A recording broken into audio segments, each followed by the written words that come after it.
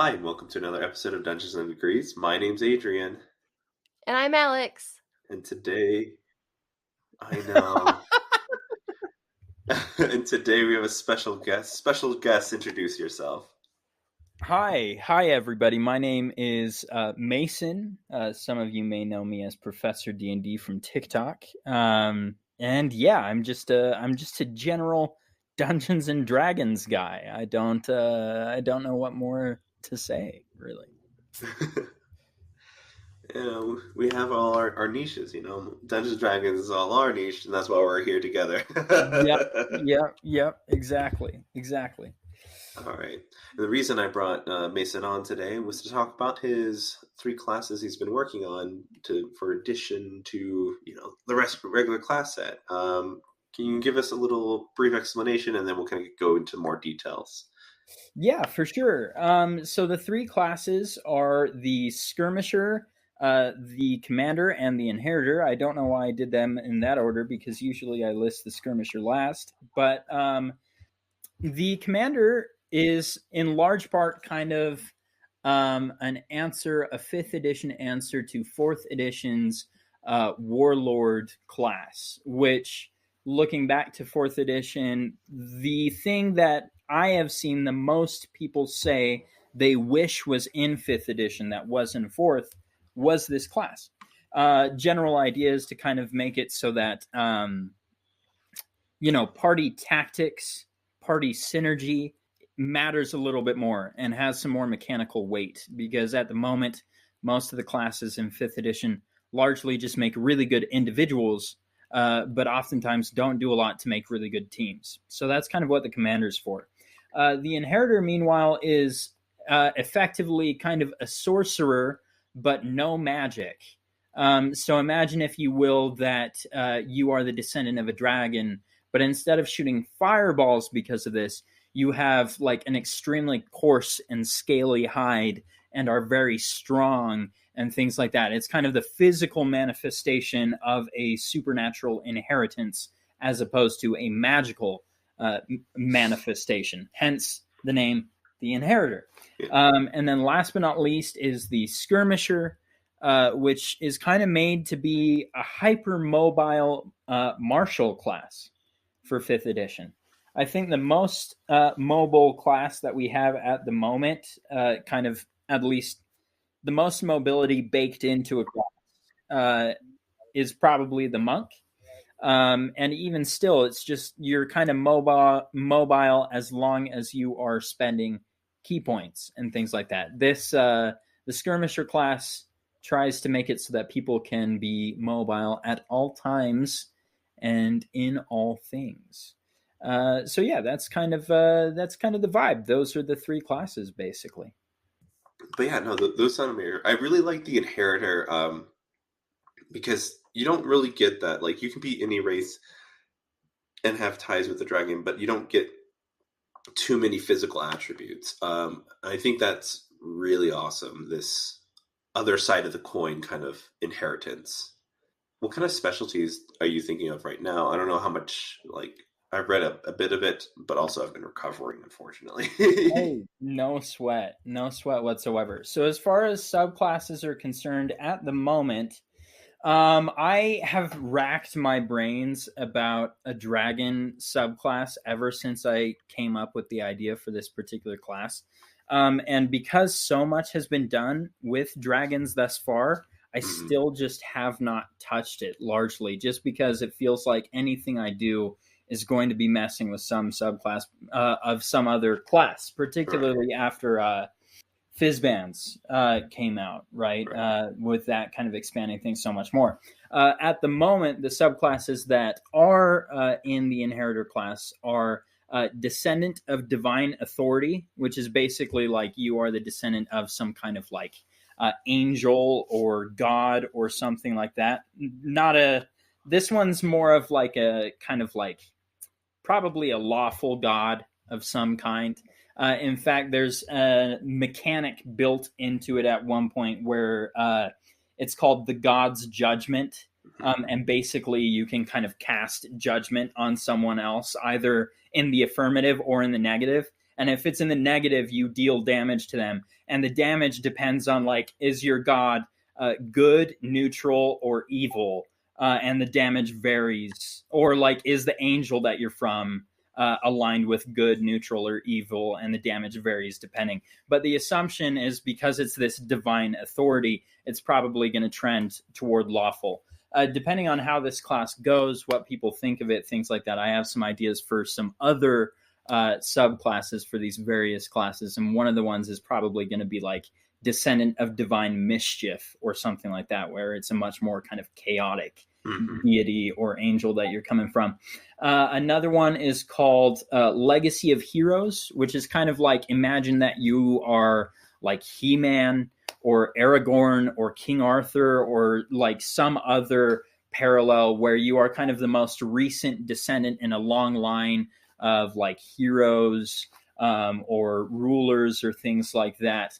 And that kind of like lineage or the fate of your lineage is kind of the inheritance that you've gained. So like, because you are a part of this kind of like special piece of fate or this special story or this special legacy, you're just kind of inherently harder to kill. And depending on what you do, you can sometimes like summon the dead of your forefathers to like fight for you and things like that, that kind of vibe. There's also a lesser lycanthrope, which basically was just kind of like my own little, you want to be a werewolf, here's a whole subclass for that kind of thing. And then last but not least is the spawn of an Oblex, which Oblexes are like pretty new to D&D relatively. Yeah. From what I'm seeing, they're only in 5e, and they're only in Xanathar's Guide, but they're basically an ooze that like absorbs people's memories and then disguises themselves as those people after they like consume them. And then if they take on too many personalities, so they house like multiple personalities, multiple people's faces, basically. But if they take on too many, eventually they just kind of shunt off a bunch of ooze along with one of the personalities. And then that ooze eventually develops into an Oblex. So the idea behind the Spawn of Oblex subclass is it makes it so that you can be a baby Oblex that's disguising as someone that your parent ate, and now you really want to go around and consume people and take their personalities. And when you do so, you get new proficiencies, like skill proficiencies, language proficiencies, so on and so forth. So those are the 4 inheritor subclasses at the moment. So you've got like a minor god, a hero, a werewolf, or a cannibal. Yeah, an ooze cannibal specifically, but yeah. Just clarifying for those who just need the too long, didn't read. Yep. Though the cannibal stuff kind of bleeds a little bit into the werewolf one as well, because if you eat people while you're a werewolf, you get some bonuses and stuff too. So yeah, there's that too. Things like you got 2 classes that are these heroes and 2 that are just horrible like monsters. Yep. I like the iZombie route, right? I'm going to keep these memories and these are mine now. Exactly. Sure, they were someone else's before, but that person is gone and I remain, and so they're mine. So obvious, yeah. Logic. Yeah, out of the 3, Inheritor's been one of the hardest kind of to nail down, but I think also from a design perspective is one of the ones that I'm most excited about. And I feel like you can go like a lot of places with it. Where do you feel like when's you're like, okay, I'm gonna just wrap this up, or do you feel like I gotta add one more? That's a good question. At the moment, so I've been playtesting these classes and subclasses at this point for like, I want to say a few months, maybe like 3-4 months by now. So we've been testing them for a bit, and I've got like kind of a list. Like I said, I've got kind of a list of other classes and subclasses that I want to work on. But at the moment, I'm like, listen, this is already a lot. Let's just kind of focus on this, get this out there. And then once we're done with that, we will we'll tackle the other subclasses and like put out another supplement or something like that Right. with those. But even still, like on my lunch break and things like that, I've got another class that I just desperately want to make called, at the moment it's called the Powder Master, but I don't like that name because I feel like it's extremely vague, and like depending on how people take it, could be interpreted as like drug related in a weird way. Like, hey man, I want to be the Powder Master, and your DM's like, listen, we're not having that stuff in this campaign. But it's actually like a firearm type individual who's just really focused on like making the best gunpowder, right? But I can't freaking figure out a good name for that yet, because so many people have already done stuff with guns in like the kind of third party publisher sphere of 5th edition. All I'm hearing is that you are using other people creating things as an excuse not to just run with your own. Because look, yeah, the game is called Dungeons and Dragons. There's a lot of dragon shit. We all like dragons. Your stuff is still, I still want to hear about. I want to hear about this. Like, I imagine the one pirate from Pirates of the Caribbean that has this like beard on fire that just has like, he has that one moment in the beginning. That's what I want to see it. So I want this gun blast cannon man person. Glass cannon. Yes. Like that. Yeah. Just make him like that. You got this. Yeah. Thank you. Thank you. I as soon as I freaking get these 3, I'm already adding the Powder Master to the list. Once I get these 3 out, Powder Master, I've already done it. I like during my lunch breaks will like write down like, this is going to be a mechanic. This is going to be a mechanic. So that's definitely next one up on the docket for sure. Very excited about it. Nice. Okay, so like you're just making sure like you don't step on other people's like classes and stuff. Like you're like, all right, do they have this name? Damn, they have this name. Okay, how do you have this? How you've had to go through a couple iterations and stuff? Yeah. I, for this reason, like I have a decently large collection of like 5th edition third party publication PDFs. So I can just like kind of skim them and be like, all right, so what are the things that other people are doing? If only just so that like I don't want to like just straight rip someone off, particularly in like tabletop publishing where so few people actually make any kind of money, right? Like the vast majority of the people making 5th edition stuff, if they want any cash, probably won't get a whole lot, right? And so if nothing else, I just don't want to take that cash out of someone else's pocket, if that makes sense. So I try not to just directly rip people off. But if they've got an interesting idea or something like that, and I'm like, oh, but I don't like the way that idea is executed, then maybe there's a whole thing from that, right? But it's honestly, and it makes it so that I feel sometimes like a kind of pressure to get it all published, to get it all done sooner rather than later, if only just because then another book doesn't come out, right? There's not another thing for me to be compared to. But at the same time, like if you rush, you end up with a worse product. And so got to take my time. So that's fair. That balance is difficult because you want to put out a good product, but you're also like rushing against that like trademark that I need to get a good product out so I can tweak it later, but I'm not having to completely redo it. And then it seems like you were copying them afterwards. That's a tough place to be. Yeah. It's a real balancing act for sure. A real tightrope kind of situation. All right. What kind of got you into this creation? Like you kind of briefly kind of talked about why you picked these 3 characters or these classes to go into, but like, what made you the leap from like what if to I'm gonna make it? Yeah. That's a great question. So, I would say that like on some level, kind of not class design, but I would say on some level, kind of game design has been a part of playing D&D pretty much since I started.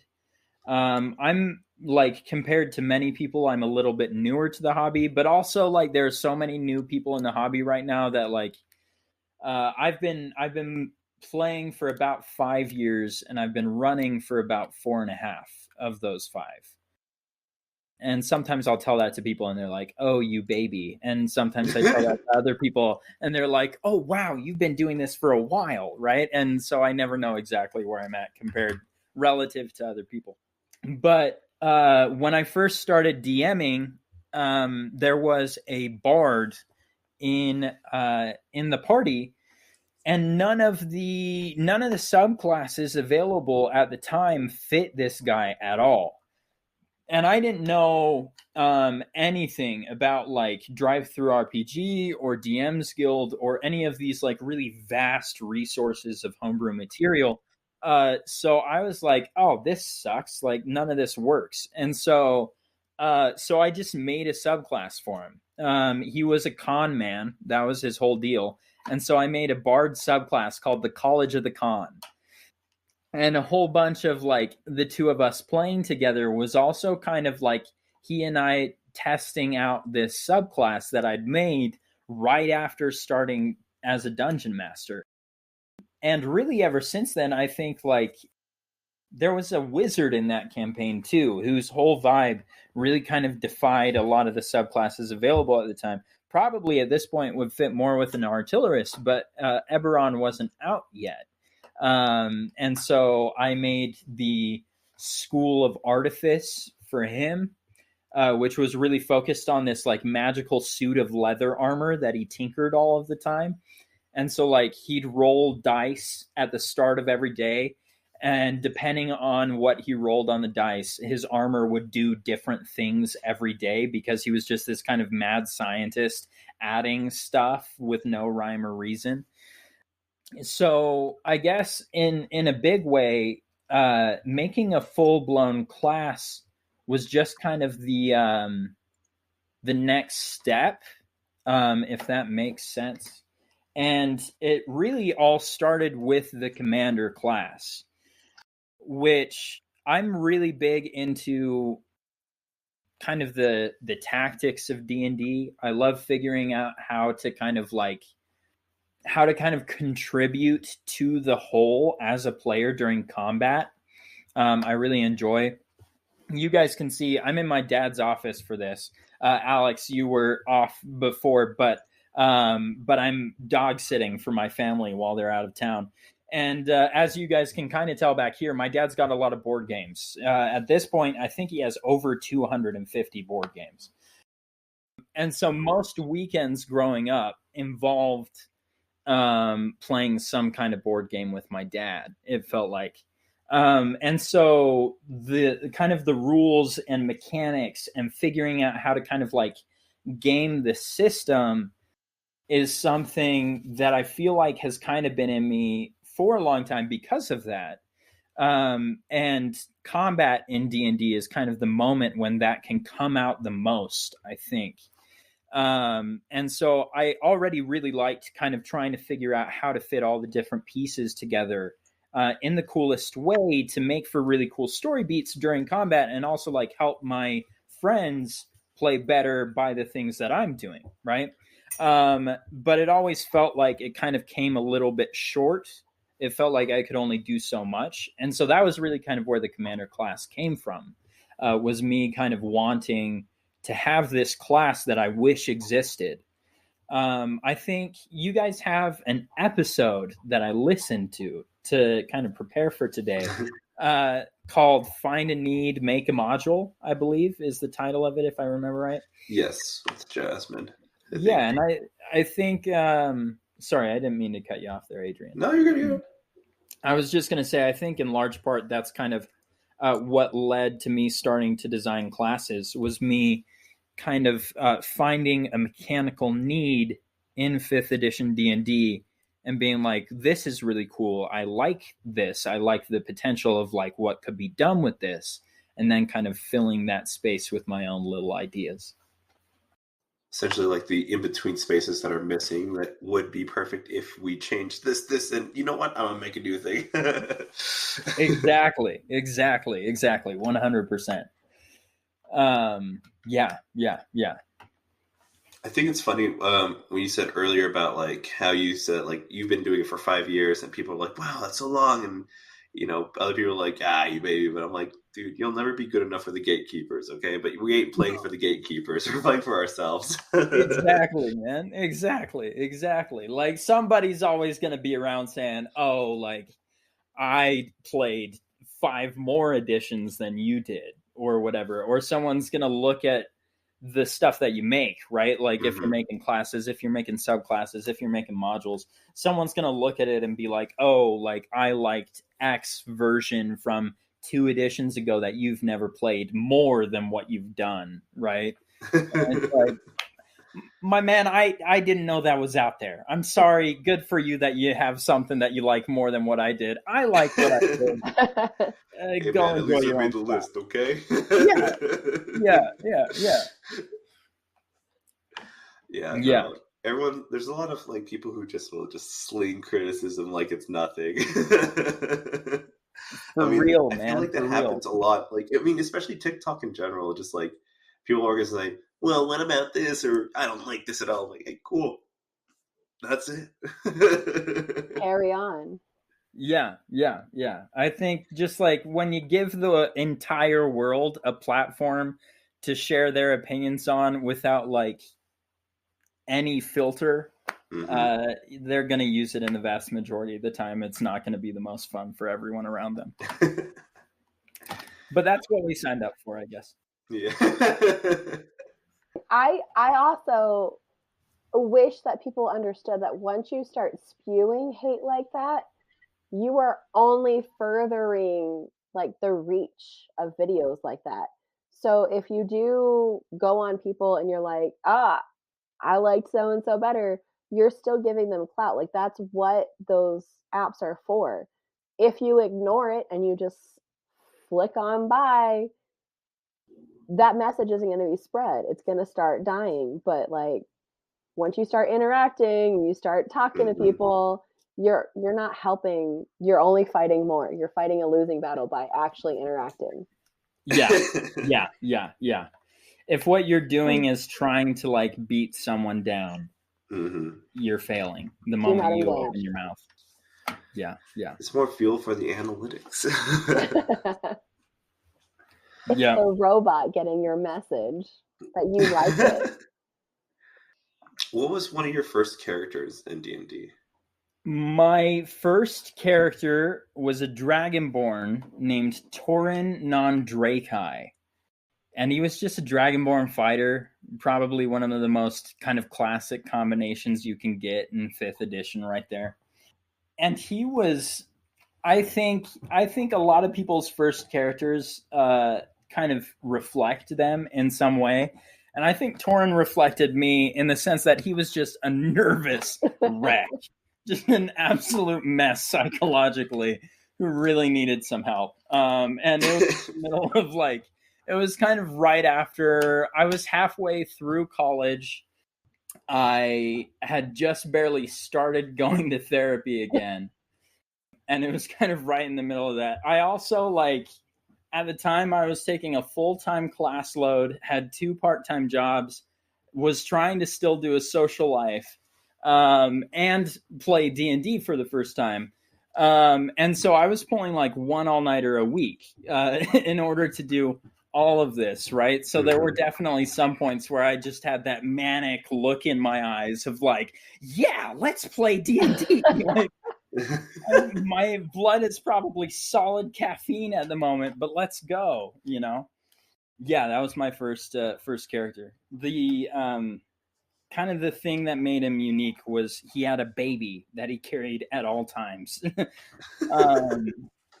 he'd saved this baby from being sacrificed to Tiamat because he'd been raised in like the cult of Tiamat all his life. And as his rite of passage, they were like, here's this child, go feed it to our dragon god.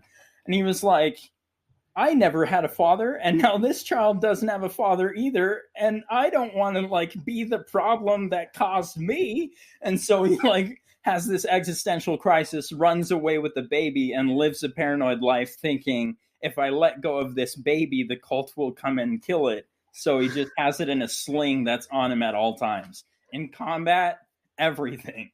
It was very unsafe. Child Protective Services should have looked into it. It was not a good time for that child. So, how's your appeal to Lucasfilm going right now? Because that sounds like you allowed the Mandalorian to exist and not get any credit. Listen, I basically made The Mandalorian 5 years before it came out, and I haven't gotten a single check from Dave Filoni. I don't understand. They won't return my calls. My lawyer isn't getting through to them, so on and so forth. I did not make that connection, but now I can't not make that connection. Look, my third graders, that is the topic of conversation. It is the Mandalorian, it is the child, it is Baby Yoda. It's that and the McDonald's Stitch keychains right now. That's the hot topic in third grade. What a time to be alive. Truly. Stitch keychains? I missed that one. They're McDonald's Happy Meals. I don't know if they have them currently. So, like, even time of recording, they may have already gone out of circulation. My kids know that I like Disney, and so they keep handing me them, and I keep putting them on my lanyard. And at this point, I'm the queen of third grade because I've got 3, and the next closest is 2, and I'm only. Well done. I did done. this myself. Well done. Way to assert dominance to those third graders, you know? You know, it was like when we were in school, right? Like, you had to have all, like, the jelly bracelets, or, like, I had all those, before it was cool to be a crystal girl, like, I had all the crystal bracelets, rose quartz, onyx. I had 50, I wore them all at one time. All of them at one time. Do you feel fully empowered? Oh my God, if I had only known, like, what was therapy? I could have just kept wearing those bracelets and just been clean. Exactly. Just charge those up every couple of nights and you'll rule the world. I was doing it right in elementary school, and then somewhere I lost it. Became an adult. Truly a shame. Truly. Yeah, what a curse. Let's go back. So, Mason, what are you currently playing? Are you playing anything right now? Or are you just deep in the writing? Oh no, yeah, I'm in too many games probably at the moment. What, you being a social life and having a full class load, and that didn't just stop? It's like the habits of the past oftentimes continue in the future. No, what madness. I don't understand. I thought I would have shaken it all. Yeah, so let's see here. I currently play in 2 games, one of which is a 5th edition D&D game, just classic kind of Mines of Phandelver type stuff. I'm playing a human blood hunter who's very old and watched all of his friends die and is about to retire. His name's Claudius. I think he's going to end up being the bad guy. So that's that. All of my characters are very healthy. I don't anyone listening to this. Do we unpack it now on the mic, or do we shut the mics off and have that therapy session afterwards? Listen. We already unpacked Torin. We can unpack Claudius later. Yeah, my DM and I have been talking, and I think he's actually the second character that I've had in the campaign. The first one was an awakened cat who learned magic from his wizard master, and then his wizard master died, and so he left to find the guy that killed his wizard master. So I've been talking to the DM, and I think we're gonna ditch Claudius and go back to that guy. So I'm being extremely flaky in that campaign, basically. The other campaign that I'm playing in, we're using a setting book called Ultraviolet Grasslands, which is just a true trip and a half. It's a really wild thing. The book is very beautiful. One of those books with like really cool art, some great prompts in it, things like that. The system for that one, I actually don't know. I think my game master made the system for that game. So I don't think technically I don't know if it exists outside of our little campaign. He's really great. He does a good job. So I'm playing in those two, and then I'm also running 3 campaigns. So I live a very manageable life. I'm also writing a fantasy book and just self-published a science fiction book, and I work a full-time job, and that social life thing isn't going to take care of itself. Don't mind me. I'm not drowning yet. Just kind of on my way. It's only neck deep, okay? Talk to me when it's nose deep. Exactly. I can still breathe. It's fine. I lay in the tub like that too, just like where everything except my nose is covered, and that's just how I live my life sometimes. Absolutely. Absolutely. And it feels great in the tub, so surely it feels great as a lifestyle too. Absolutely. Just all my anxiety piling up. Yes, nice and warm. I see Mason's therapist trying to rapidly text me like, what the fuck is happening, bro? Listen, man. Listen. Reel it in. I've got some notes for you for your next session. Sounds good. Sounds good. I'll let him know. Oh, yeah.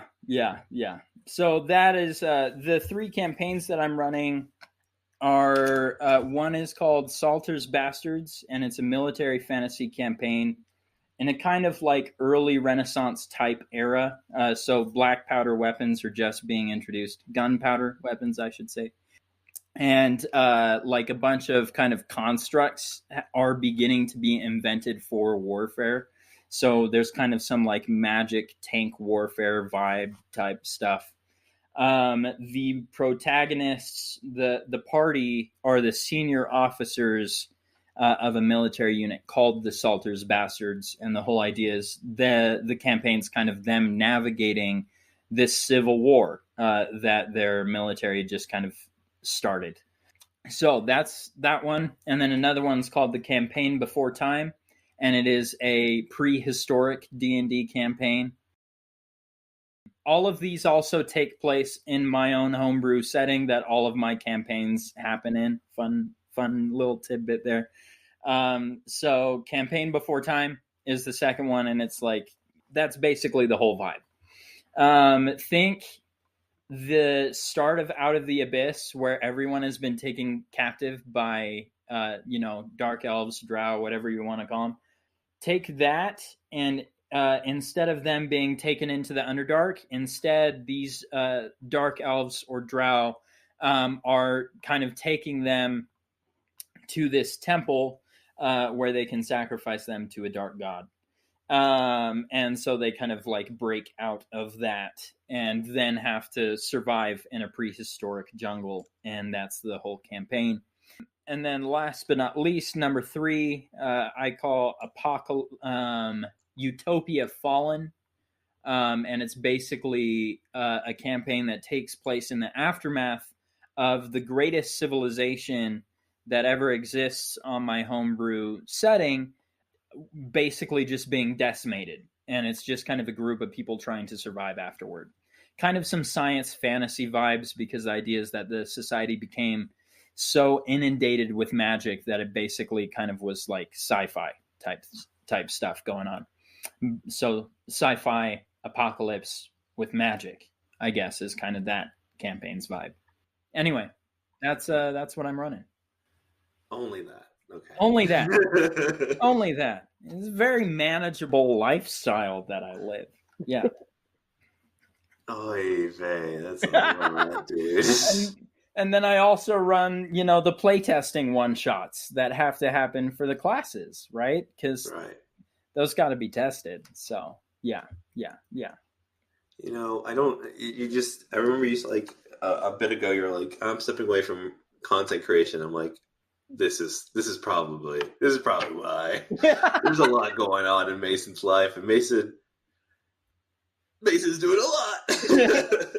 I've got a whole bunch of stuff that I'm managing, and sometimes you got to be like, hey, I'm just gonna take a break from this one part so that I can do the other 20 parts that I'm a little bit more committed to at the moment. I'm gonna drown a little less. That's what I'm gonna do.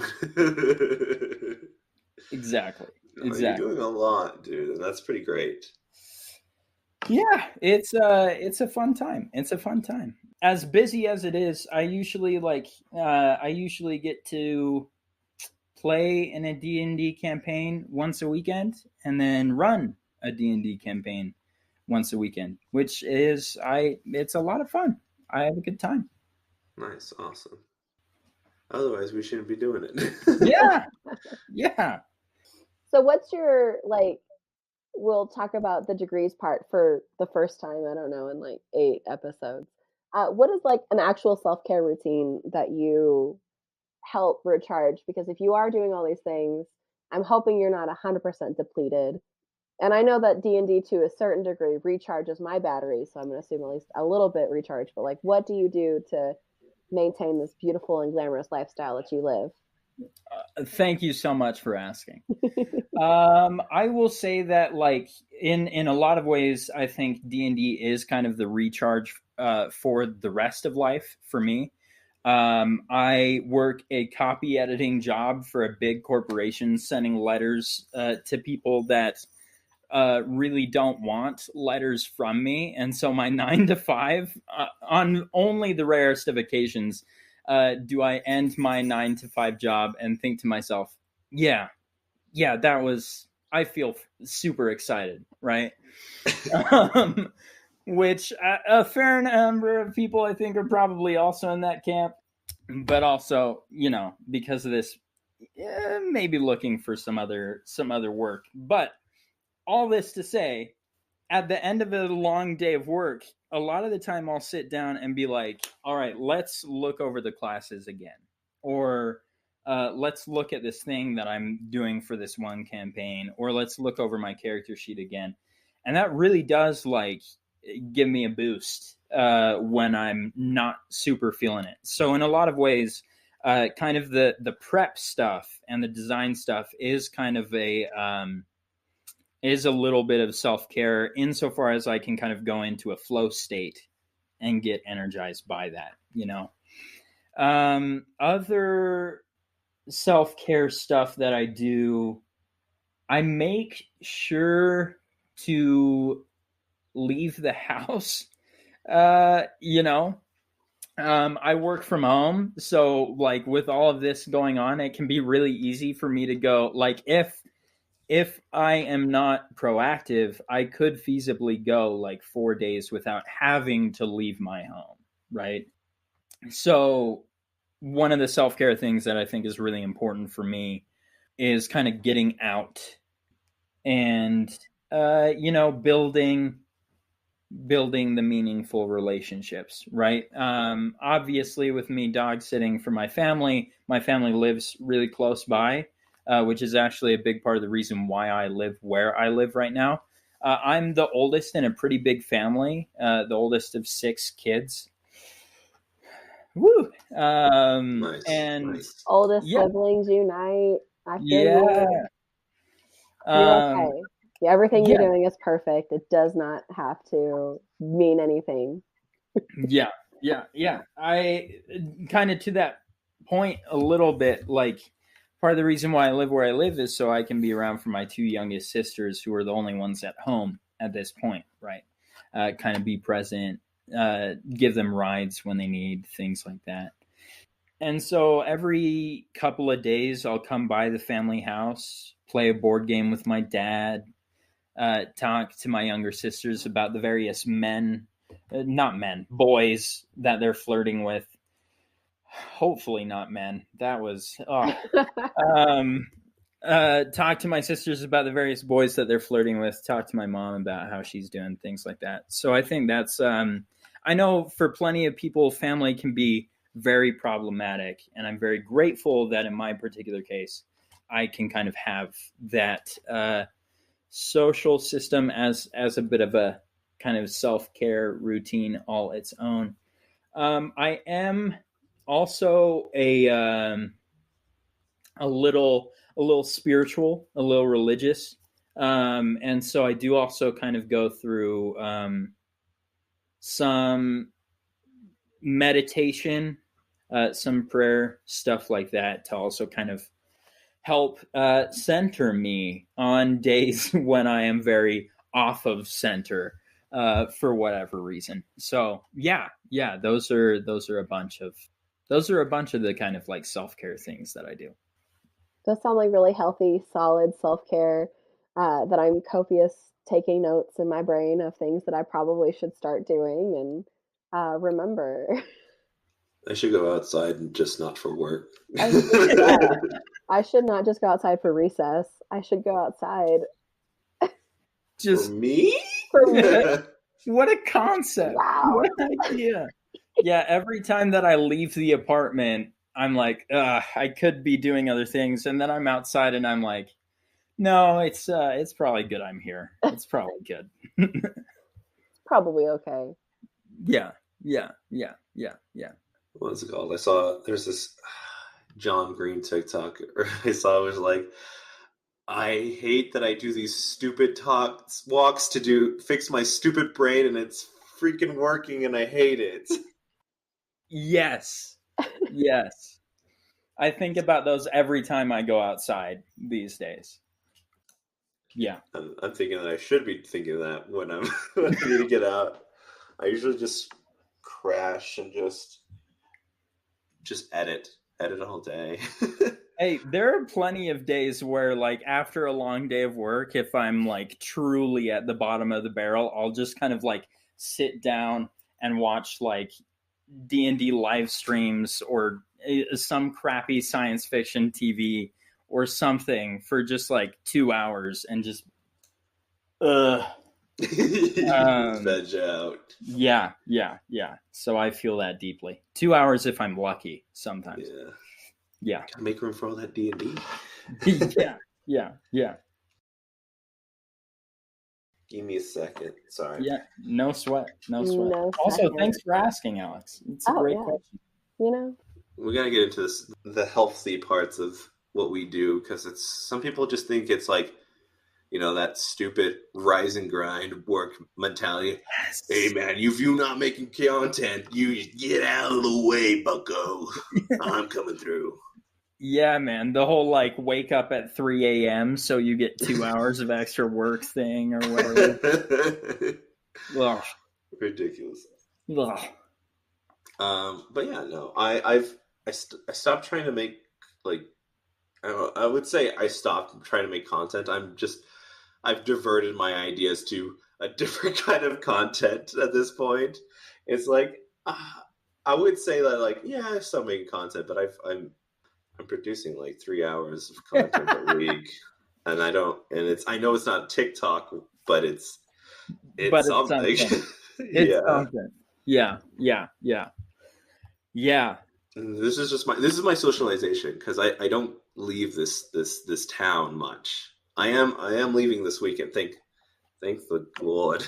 Congrats. Yeah, I know. I'm gonna go to Dallas. Nice. Also, yeah, in the other episodes. Yeah, I know, Alex. It's for somebody's birthday. The first time I'm hearing about you coming within 20 minutes of where I live. Because I can't do that, because like every time I go somewhere and I know all my people, like there's a lot of people in Dallas that I know. I can't tell anybody, because then I don't want to go visit them. So I have to stop myself from visiting everybody. For those of you not present, Alex doesn't look like she likes that response. No, because Adrian's probably the only person I socialize that outside of my school circle, and Mm-hmm. he's just a comfort person. And when you could see your one person in person and not through a computer screen or through Discord or sending Team Rocket gifts back and forth to each other when you're both feeling ill at the same time, that's it. It's We should fine. I definitely know. not hang out if we're both ill, is all I'm gonna say. You know what? It's fine. It was a 1-2 punch for me. I was sick and then I got sick again. So I don't, this is my life now. Okay. This voice, this is my life. I This don't know is what to do. Alex's normal voice. I don't know what you've been hearing beforehand. That was not This is Alex's it. voice. This So is it. wheezing, yes, you're right. Also, kind of while we're on this note, because I did hear in other podcast episodes that both of you guys were in Texas. I lived in Dallas 3 different times growing up and then lived in Houston for like 2 years as an adult as well. I don't know what it is about Texas, but something keeps yanking me back in, I Drawing feel you like. back in. Yeah. It's all the lassos. It's not a metaphorical thing. They literally keep Yeah. yanking me back. Yeah. Yeah. I do Yeah. remember moving down here because I moved in kindergarten and I remember crying and bawling because I was like, I don't know how to ride a horse. How am I going to get anywhere if I don't know how to ride a horse? All of the kids will be riding horses and I will be the only one that doesn't. I sound funny. I can't say my R's or my ARs or my ERs because fuck Boston. And how am I to survive? Yep. Yeah. You made it. There are cars down here just in case there is a kindergartner for whatever listening to us. Please don't. Please turn us off. Please stop. Please. Give the parents' phone back. But thank you for the support. But there are cars here. And Mason, if you ever come back, we would love to have you. And even if you're down here, let's go get coffee or brunch or I don't know what adults do. I don't. We go to game stores that have coffee or Game something like that. Game stores that have coffee. I've only seen one, but I haven't been looking recently because I don't live anywhere that has a game store in Arizona. Where it's just like a cafe and a board game place in the same little area, which is kind of cute, but not here in Alpine. My dad has a game store in Seattle that he desperately wants to take me to that has a built-in cafe inside of it. And he's like, we could just spend a whole day in there playing board games. Go get food, play a board game, go get more food, play a board game. He's like, let's go on vacation, man. And I'm like, Dad, this is so sweet. I also really can't at the moment, and I apologize for that. We protect your dad at all costs now. He is our dad. Your dad is our dad. Truly, truly an excellent man. An all father, if you will. That was great. That was great. I'm assuming with the board games, I think he would take that as a compliment. I think that would go into the core memories. I think so. Oh boy, oh boy, oh boy. But yeah, I'm sorry, Alex. I'll be in Dallas. No, it's okay. All right. Real quick, I wanted to ask you about dice. Do you hoard dice or do you just have a small set? That's a good question. I feel like I'm somewhere. I feel like I am probably trending towards small set, but I have more than one, right? Mm-hmm. Like a little fun fact about me: all of my D20s have names. I name all of my D20s. I'm so glad I asked this question. I am absolutely happy you asked this question. I have a red and black Chessex set, just classic, right? Mm-hmm. And that one's called OG because it's my first set of dice, right? And then I have a blue and white called Cosmo, and then a kind of like blue and silver swirl set of dice called Ravenclaw. And then what else? I recently, I don't know if you guys follow Golden Gorgon on TikTok. I do. She gave me a D20 because she's just a gem of a person. And we met at one point. And I am still very honored that she did so. It's kind of like transparent, but with a dark cloud in the middle of the dice and with golden numbering. And so I called it Orthax because it was right when I was watching Legend of Vox Machina, and it kind of made me think of that with the cloud and the gold, kind of like the burning eyes and all that jazz.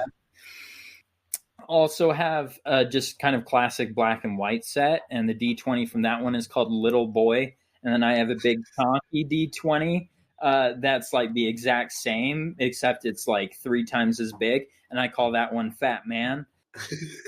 Which I'm realizing that I might want to rename those, because I named them those because they're the two names of the names of the 2 atomic bombs. And I was like, but then I'm like, that's probably extremely insensitive.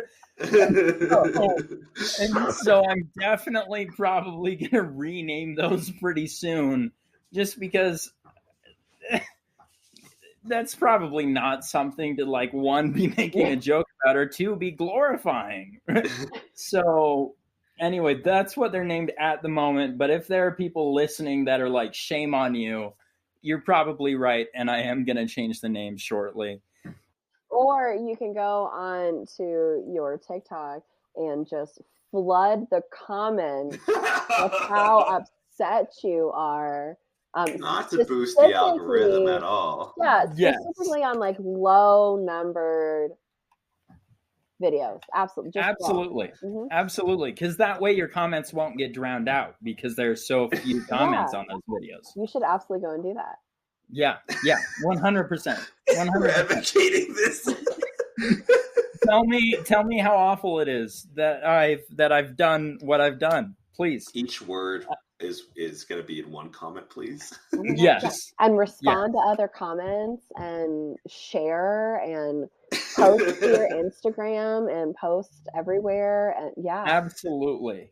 Send forth the word that I have named dice after atomic bombs. Tell everyone. Text your family. Send it in an email to your local congressman. Whatever it takes, you know? Yeah. Do you think they're going to fall for it? Fingers crossed. We can only hope. The last one is a white and gold set with gold lettering and then kind of white sparkly swirly stuff. And that one is called Apollo. So those are my dice. I love that cute little family that you have there. And we did recognize the Harry Potter reference. That was also there. Adrian and I, while you were describing the dice, we had that moment that I was like, I got the stars on my arm, and then I didn't show you the tiara because that's inappropriate for anything. All right. And that is the explicit tag. Once again, faithfully earned. Another one. It's on the like under boob sternum area, like which is a classic spot. Right. A classic spot for like the Ravenclaw diadem. Like, don't come at me. It's exactly where that's supposed to be. Where am I going to put it? Absolutely. When Harry Potter got the diadem, that is actually where he put it. Right. He like wrapped it around his ribcage. That's only logical, because then no one's going to look for it. No one's going to try to like search you. Like, exactly. It makes sense. That's the uncut version of the last book. Yeah. Somehow it made the cutting board. I don't know how it did that. I don't know what happened. I don't know why they left it out of the movies, but bizarre. Yeah. It's probably just because they didn't want us to see Daniel Radcliffe shirtless. And I don't know why. But he gave us the blessing that was Equus, right? Like, he said, Harry Potter's over. He's done. He was the boy who lived and then died and then lived again. Now. Full on. Top to bottom. All right. Any other questions, folks? We just hit the hour mark. We took a little bit of a turn, but let's bring it back. It's all good. Yeah. Yeah. Any other questions, Alex? No, Mason, you've been 110% a delight on this podcast, and you are more than welcome to come back and plug whatever it is. And you can bring your dad with you. And if you want to bring anybody else, more the merrier. But the old father Magnificent. is absolutely invited. It's been a true privilege, truly a treat. I really can't thank you guys enough. An excellent time. 10 out of 10 would recommend to anyone listening. If you've made it this far. Yeah, you made it this far. If you've made it this far, outlasting everything else that we've done, and the Ravenclaw diadem, and my naming of the dice, and this, that, and the other, thank you. You know what though? I never thought about naming my dice, and now I feel like they need some names because Honestly, I feel way more connected to them whenever I'm rolling the dice. What she needs to play right now. She really does. She came in with that toy and was immediately like, "Hey, listen." What kind of pupper are we watching? What is this pupper? What is the pupper situation? So we have two puppers here. Hold on a second. We have Rosie, who my father calls Roslyn. I love Shih Tzus. She's truly a tender woman, a very kind soul. She's great. She used to be a show dog, and then we adopted her. And we think she may have been abused because when she first arrived, she would run away from any man, which, understandable, but still not the most common response. Her owner was a really old lady. Her previous owner was a really old lady, and her handler was a guy. And so we think that maybe her handler was on some level abusive. But now we've had her basically since the start of the pandemic. And so, holy cow, Scout, can you give it a rest? She will continue. Pay attention to me. Listen, I don't get what's going on here. You're talking to no one. Adrian said hour mark. He said you'd be done. Okay, where's my walk? We had a deal. But yeah, Rosie's we've had her for a couple of years now, and she's just truly a very happy dog now, which is great. Very happy to see it. And then the other one, the one that's squeaking so much, give me it. The one that's squeaking so much is named Scout, after Scout from To Kill a Mockingbird. And she is a Labradoodle. Unless I'm mistaken, I believe both my one of my younger sisters and my father, both their favorite book is To Kill a Mockingbird. A couple years ago, my dad went to a 1960s Hollywood-themed party, and he went in the full three-piece suit of Atticus Finch from the To Kill a Mockingbird movie, which I think he still owns because he just loves that character. And so Scout is named after Scout from To Kill a Mockingbird, and she is a tremendously needy, tremendously hyper Labradoodle that trends more in the direction of the doodle than the lab. But I love her dearly nonetheless. She's also, it seems like, allergic to everything, so she's constantly scratching, and we constantly give her medication. So those are the two dogs that I am taking care of. I am obsessed. I also have a Rosie, who is the very sweetest thing. She's a little nutso, though. She wears a thunder jacket constantly. And the only person I have to blame for that is me, because I got her when she was a puppy. And for some reason, that's what she is. But we love her. And that has filled my cup for today. Thank you for your pup introduction. And if that doesn't make the podcast, I don't even care. Because it makes me happy. I know. Adrian, it's on the cutting floor. I'm editing it. On the cutting What did I put this in? The Patreon. Some off-screen editors just giving everyone the signal. Cut. We're past time. We gotta go to commercials. We gotta go. Listen. Yeah. Let me tell you, if I was ever on like a late night show and had Jack Hanna come on with the animals, I had some sort of dog situation, any animal situation, it would be only chaos. I'm sure everybody involved would be like, "This, fuck, this is doomsday. The animals are here. Alex is going to lose her mind, and she's going to want to play with every single one that comes on stage for 15 minutes each." But you're not in the wrong, you know. No. All right. Oh, Mason, where can they find you? Y'all can find me at Professor D&D on TikTok. I do. Holy cow, she's really going.